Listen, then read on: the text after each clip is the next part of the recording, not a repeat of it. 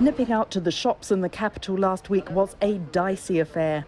Office for National Statistics data shows 1 in 20 people in London had COVID in the week ending December the 16th. And even more recent figures show rates are rising across England and Scotland too.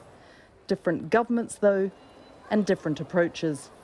Anything we do right now that risks increasing spread, such as removing self-isolation rules or weakening self-isolation rules too quickly, actually could be seriously counterproductive, just at the point where I agree we do see some really good news on Omicron. So these are really difficult judgments. They require really careful deliberation. People should enjoy their Christmases with their families and friends. Of course, remain cautious, and we will keep the situation under review. We're learning more all the time, as we have done from this new data, and we will keep analysing that data. And if we need to do anything more, we will, but nothing more is going to happen before Christmas. Can we just move out? Today, a UK Health Security Agency analysis showed a 50 to 70% reduction in admission to hospital with Omicron compared with Delta, in line with studies released yesterday from England, Scotland and South Africa. We've now got 300 confirmed or probable cases with Omicron admitted in the NHS today. That number keeps going up, but it's going up slower than we expected it to, which is the good news part. However, we've got very high amounts of infection circulating. And so the more infections that we have circulating in our population, the more people that will get admitted to hospital and put hospitals under pressure. But scientific advice to the government from SAGE, the papers released this afternoon, says in the absence of further interventions or significant behaviour change, intrinsic severity would need to be greatly reduced by around 90% for hospitalisations to not reach the levels of previous peaks. NHS England is reportedly asking trusts to set up mini Nightingale hospitals, not like the Excel Centre, more like a tent in a car park. The question, though, is who will staff them. Absences due to COVID were up 54% on December the 19th. So staff shortages are really difficult. Before all this happened, we were really at a point in emergency departments where even if you lost one doctor or two doctors or one or two nurses from a shift, that could place you in some difficulty. So as you can imagine, if we're seeing increases in the number of staff sickness, that really is putting us in a difficult position in some departments. Done. That was the easiest one so far. Vaccinating today, people slipping in before Christmas.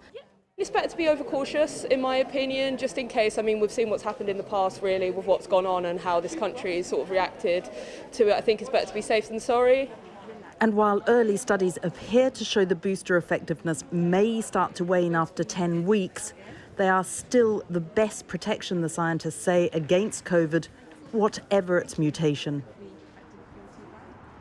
And that's the important message today, that the boosters are working. We were told that the JCVI, who makes the decisions on on how many boosters we would have, are not likely to change their opinion. That we, unlike Israel, where, for instance, they're starting to roll out a second booster, so a fourth jab.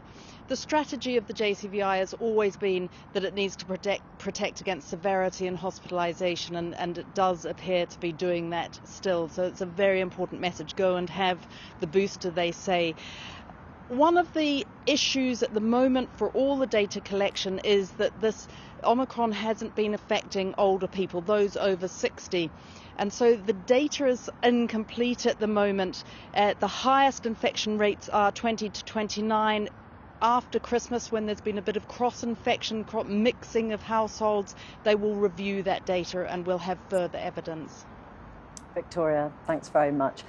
Well, joining me now is Professor Francois Balloux, a geneticist at University College London. Professor, thanks very much for joining us today. We are all absolutely desperate for good news, that is obvious. But how hopeful should we actually be about the news that Omicron appears to be a milder variant? Yes, there's some good news, which is slightly milder. Probably not just milder because it's a new wave with more people having been vaccinated and let's say also some sadly infected, but also really intrinsically a bit milder, which is excellent news. So we now have the data from UK, South Africa, Australia, and everywhere we see this kind of decrease in virulence, which is also the nice bit of news. That is the nice bit of news. But yes. The sheer numbers of people contracting the virus is incredible at the moment. Can the benefit of a milder illness, in a sense, be overwhelmed by the sheer numbers? Well, if you look at it very simply, let's say if you have a variant which is twice as mild, but we have 10 times the number of cases, we still have 5 times the problem. So there's been a very rapid increase in cases first in South Africa. It's been really an explosion of cases, but then actually it kind of peaked earlier than some might have anticipated, and that's partly due to this unusual behavior of this variant. And there are some positive signs, some encouraging news that actually it is or has peaked in London already, and it's not, let's say, we all remember these doubling times of 2 days, and that's not the case anymore. So it's kind of plateauing, going up a little bit, going down. So it's a bit of a knife's edge. And the question, of course, is whether hospitalisations rise, because inevitably the worry is that that will lead to an increase in the number of deaths. What's the picture on that so far? How long do we have to wait before we know definitively the progress on that? Yeah. Well, generally, people, if they need hospitalization, they need it within kind of a week of being tested positive. So far, it's not looking too bad. We've heard this 1 in 20, 1 in 30 people infected. So at this stage, it still looks reasonably manageable. Probably an equally severe problem is actually the number of healthcare personnel who have to isolate. And that obviously create all sorts of pressure on the NHS, which is not really due to increasing number of patients, but let's say the pressure for isolation. And one of the other bits of good news that seems to be emerging is the fact that the booster does work, but we're seeing that the immunity from the vaccine starts to wane at around 10 weeks. I mean, we see in Israel they've given the go-ahead to a second booster. Do you think that will be inevitable here too? I would say the booster news is quite good, but more generally, I think the vaccines actually are holding out very well, not against infection, but they're holding out very well against severe symptoms, hospitalization, and death. So they really, really hold out well. Also, let's say previous infection helps a lot. But it's true that against infection, it's an unusual variant. It really has changed quite a bit in the key bits that allows it to reinfect us. But the immunity is still here. So the memory is still here, and it's essentially unaffected in terms of how we fight the virus. As we all head towards Christmas, what would your advice be to families and to people hoping to enjoy Christmas, if possible? Well, I think I'm actually always impressed how responsible people tend to be. And I think obviously no one wants to infect their relatives. And let's say the kind of changes we've seen, spontaneous changes in behaviors, I think are quite wonderful. People are taking precautions. People are really testing. I think they will test before meeting their relatives. And hopefully this will really help a lot. Now, this obviously there might still be a few cases and maybe some transmission towards the elderly. There's a slight risk.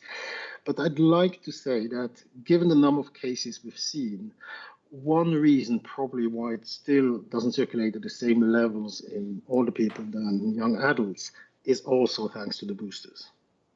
Professor, it's not just behavior. Professor, thank you so much for talking to us.